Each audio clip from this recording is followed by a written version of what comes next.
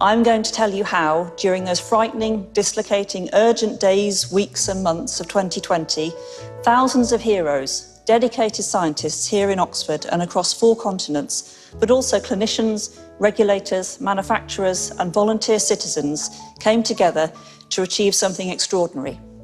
There was a further development in 2018 when to this list of dangerous diseases was added disease X. This was recognition that we needed to prepare not just for the diseases we already knew about, but also for those that we didn't. How do you prepare for a disease you don't know about? By developing platform technologies suitable for rapid response.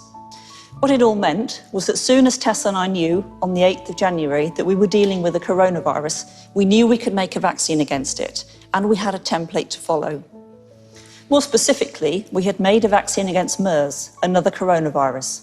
It had already been through 2 early clinical trials, and it had raised immune responses as we hoped it would.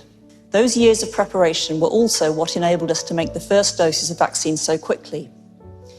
The reason we were able to move so quickly in 2020 was that from the start we proceeded at risk, doing in parallel and back-to-back things that would usually be done in sequence and with long pauses. To be clear, at risk did not mean at risk to the safety of the vaccine.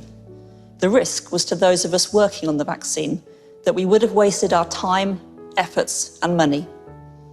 So, for example, usually we would not start work on the design of a clinical trial until we had completed all the animal trials. That way, if the animals trials showed the vaccine was not safe or not effective, we would not have wasted time preparing clinical trials that could not go ahead. This time, we did all the clinical trial preparation while the animal trials were still going on. That way, it was within days of receiving the safety data from our animal trials that we were putting the first vaccine into the arms of our first volunteers. We were able to go fast in 2020, not because we cut corners or took risks with our product. We did every single thing that needed to be done. We did not miss any steps, nor was any individual task, filling a vial, vaccinating a volunteer, analysing data, done with less than the usual care and attention. We went faster because when we had to, it turned out we could. What of the future? Every time a new variant arises, vaccine developers have started work on a new version of the vaccine, and the same is true for Omicron.